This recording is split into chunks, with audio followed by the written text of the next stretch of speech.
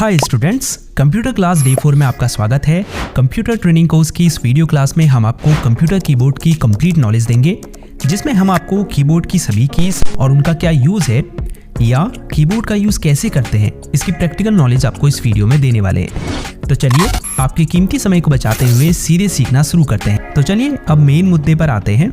देखिए, जब आप MS word, excel, power point और इवन नोटपैड में भी अगर काम करते हैं तो आपको कीबोर्ड का अच्छे से यूज़ करना आना चाहिए। और जब तक आपको नहीं पता होगा कि कौन सी कीबोर्ड की किस लिए यूज़ होती है, तो टाइपिंग के समय आपको घबराहट होना बिल्कुल लाजमी है। इसीलिए ये इम्पॉर्टेंट है कि आप पहले कीबोर्ड का यूज़ करना सीखें, क्योंकि आगे आने वाली क्लासेस में जब हम आपको फाइल्स या डॉक्यूमेंट क्रिएट, सेव और एडिट करना सिखाएंगे तो वहाँ पर आपको कीबोर्ड का ज़्यादा यूज़ करना पड़ेगा। तो इसीलिए इस वीडियो को बिल्कुल स्किप मत कीजिए और अंत तक ध्यान से देखिए। अगर आप वीडियो को अच्छे से देखेंगे तो मुझे नहीं लगता कि फिर आपको इन फ्यूचर कीबोर्ड यूज़ करने में कोई दिक्कत होने वाली। तो ये एक QWERTY लेआउट का कीबोर्ड है। वैसे तो कीबोर्ड कई डिफरेंट लेआउट्स में आते हैं, जैसे QWERTZ एक है, AZERTY एक है, DWORD एक है, ऐसे ही कई और कीबोर्ड लेआउट्स भी हैं। लेकिन इंडिया में मोस्टली आपको QWERTY लेआउट के कीबोर्ड ही मिलेंगे। कैसे पता करेंगे कौन सा कीबोर्ड लेआउट है? तो अगर इसके पहले 6 अल्फ़ाबेट कीज को देखें तो वो कुछ इस तरह से है, QWERTY। तो इन वर्ड्स को अगर मिला दें तो बनेगा QWERTY। ऐसे ही हर कीबोर्ड लेआउट का पता आप कर सकते हैं उसके पहले कुछ अल्फ़ाबेट कीज को देखकर। तो इस कीबोर्ड में सबसे ऊपर ये कुछ एक्स्ट्रा शॉर्टकट कीज़ है। हालांकि हर कीबोर्ड में ये कीज़ हो ज़रूरी नहीं। जैसे इसमें होम में जाने के लिए है, ये मेल ओपन करने के लिए है, ये वीडियो को पॉज और प्ले करने के लिए है। ऐसे ही इस लाइन में अदर कीज़ है। ये भी हो सकता है आपके कीबोर्ड में ये एक्स्ट्रा शॉर्टकट कीज़ हो ही ना, लेकिन अगर होंगी तो आप उनके साथ में बने साइन को देखकर ये पता लगा सकते हैं कि ये कीज़ किस बारे में है। जैसे इसमें स्पीकर और प्लस का साइन है, इसका मतलब ये वॉल्यूम बढ़ाने के लिए यूज़ होता है। इसमें स्पीकर और माइनस का साइन है, तो ये वॉल्यूम को कम करने के लिए यूज़ होता है। ऐसे ही अदर कीज़ के साइन को देखकर आप जान सकते हैं कि उसका क्या यूज़ है। अब इससे नीचे की लाइन में सबसे लेफ्ट कॉर्नर में ये एस्केप की है, जिसके कई यूज़ है, जैसे किसी प्रोसेस को स्टॉप या कैंसिल करने के लिए, फुल स्क्रीन को एग्जिट करने के लिए, या पॉपअप मेन्यू और डायलॉग बॉक्स को क्लोज करने के लिए इसका यूज़ होता है। उसके बाद ये फंक्शन कीज़ है, F1 से F12 तक। इन सभी कीज़ का अपना अलग अलग फंक्शन होता है। फॉर एग्जाम्पल, आपने कोई प्रोग्राम ओपन किया हुआ है, लेट्स से गूगल क्रोम। अगर आप F1 प्रेस करेंगे तो उसकी हेल्प और सपोर्ट विंडो ओपन हो जाएगी। ऐसे ही कोई भी प्रोग्राम आपने ओपन किया हो, उसके हेल्प सेक्शन को ओपन करने के लिए आप F1 की का यूज़ कर सकते हैं। फिर F2 है, अगर आपको किसी फाइल, फोल्डर या डेस्कटॉप आइकन का नेम चेंज करना है तो आप माउस कर्सर को उस आइटम के ऊपर ले जाकर F2 प्रेस कीजिए। F3 को दबाकर आप करंटली ओपन प्रोग्राम में सर्च फीचर को एक्टिव कर सकते हैं, जिसकी मदद से फिर आप फाइल्स, फोल्डर या फिर एक डॉक्यूमेंट और वेब पेज में किसी स्पेसिफिक वर्ड को ढूंढ सकते हैं। F4 की का यूज़ एक प्रोग्राम से दूसरे प्रोग्राम में डिफरेंट हो सकता है। फॉर एग्जाम्पल, एक्सेल में F4 की को प्रेस करके आप अपने लास्ट एक्शन को जितनी बार चाहे उतनी बार रिपीट कर सकते हैं। इसके अलावा इसका उपयोग दूसरी कीज़ के साथ में भी किया जा सकता है, जैसे Alt + F4 को दबाकर आप करंटली ओपन विंडो को क्लोज कर सकते हैं। फिर है F5, जिसका यूज़ भी अलग अलग प्रोग्राम में डिफरेंट हो सकता है। फॉर एग्जाम्पल, किसी ब्राउज़र में एक वेब पेज को रीलोड या रिफ्रेश करने के लिए आप F5 की प्रेस कर सकते हैं। ऐसे ही MS वर्ड में इससे find and replace window open कर सकते हैं। कहने का मतलब है जिस भी प्रोग्राम को आपने ओपन किया होगा उसके हिसाब से इसका फंक्शन चेंज हो सकता है। फिर है F6, अगर आपने कोई इंटरनेट ब्राउज़र ओपन किया होगा, जैसे ही आप F6 प्रेस करेंगे तो एड्रेस बार में जो भी URL होगा वो सेलेक्ट हो जाएगा, जिसे फिर आप कॉपी कट कर सकते हैं या एड्रेस बार में कुछ और टाइप करके सर्च भी कर सकते हैं। फिर है F7 की, अगर आपने MS word, excel, power point इन प्रोग्राम को ओपन किया होगा तो F7 की प्रेस करके आप स्पेलिंग और ग्रामर चेक करने वाले डायलॉग बॉक्स को ओपन कर सकते हैं। फिर है F8, अगर आपका कंप्यूटर टर्न ऑन हो रहा है और उस समय अगर आप F8 की को बार बार दबाते हैं तो आप बूट मेन्यू को इससे ओपन कर सकते हैं। F9 का यूज़ बेसिकली आउटलुक में ईमेल को सेंड करने के लिए किया जाता है। फिर है F10, इस की का अलग अलग प्रोग्राम में डिफरेंट फंक्शन हो सकता है। फॉर एग्जाम्पल, अगर किसी ब्राउज़र को आपने ओपन किया है और आप F10 की प्रेस करते हैं तो उसका जो 3 डॉट आइकन होता है, जिसे मेन्यू बार भी कहते हैं, वो सेलेक्ट हो जाता है। फिर आप एंटर दबाकर उसे ओपन कर सकते हैं। अगर F11 को आप प्रेस करते हैं तो आप ब्राउज़र में फुल स्क्रीन को एक्टिव कर सकते हैं। वापस F11 प्रेस करके फुल स्क्रीन को एग्जिट भी कर सकते हैं। अब लास्ट फंक्शन की F12 है। अगर आपने MS ऑफिस का कोई एप्लीकेशन ओपन किया होगा तो आप जैसे ही F12 की प्रेस करेंगे, इससे save as dialog box open होगा, जिससे आप अपने डॉक्यूमेंट को कंप्यूटर में सेव कर पाएंगे। तो ये थी F1 से F12 तक की फंक्शन कीज़। अब इसी लाइन में सबसे राइट कॉर्नर पर 2 कीज़ और हैं। पहली में लिखा है PRT/SCR SYSRQ।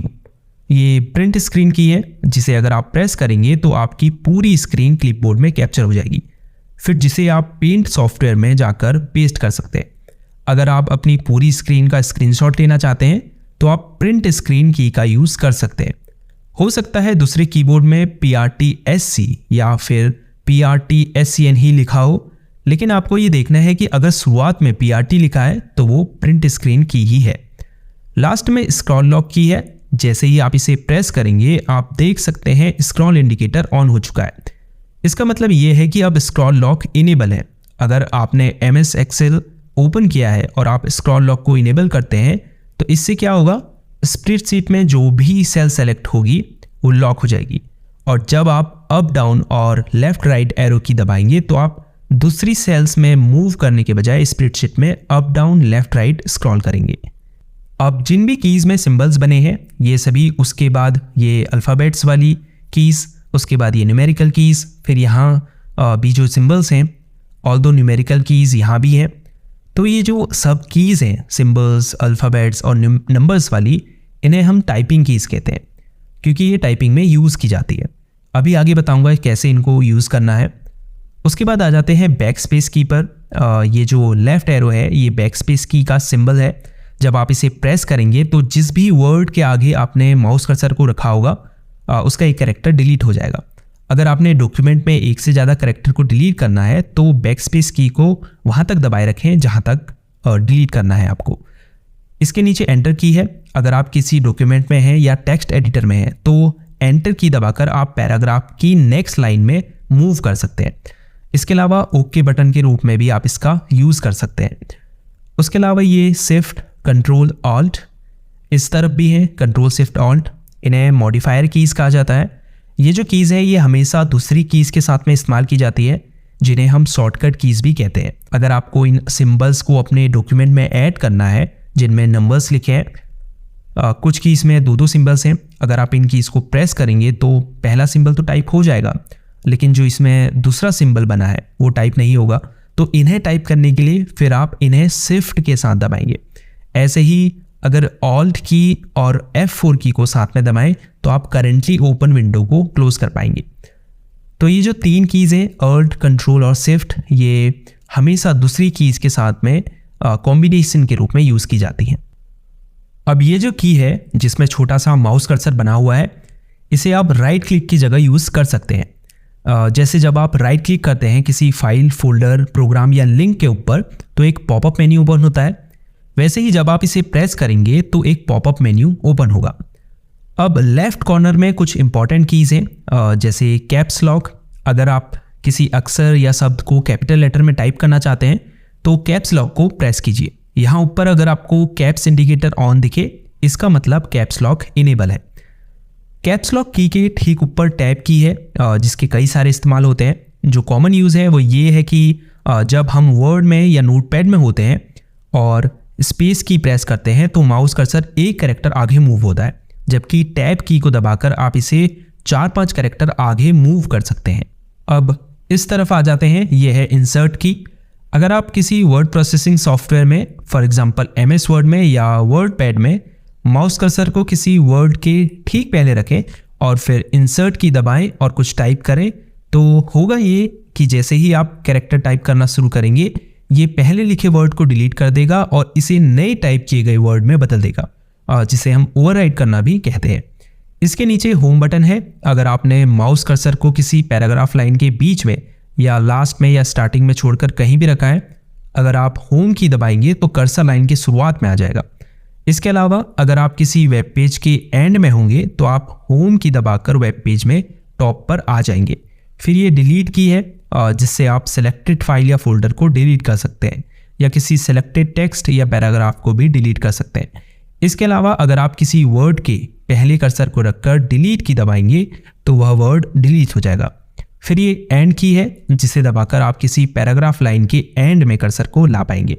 इसके अलावा एक वेब पेज के बॉटम में मूव करने के लिए भी आप एंड की का यूज़ कर सकते हैं। ये पेज अप और पेज डाउन की है जिसे दबाकर आप एक डॉक्यूमेंट या वेब पेज में ऊपर नीचे स्क्रॉल कर सकते हैं। ये नेविगेशन कीज़ हैं, अप डाउन राइट और लेफ्ट। इससे आप पैराग्राफ में ऊपर नीचे दाएं बाएं मूव कर सकते हैं।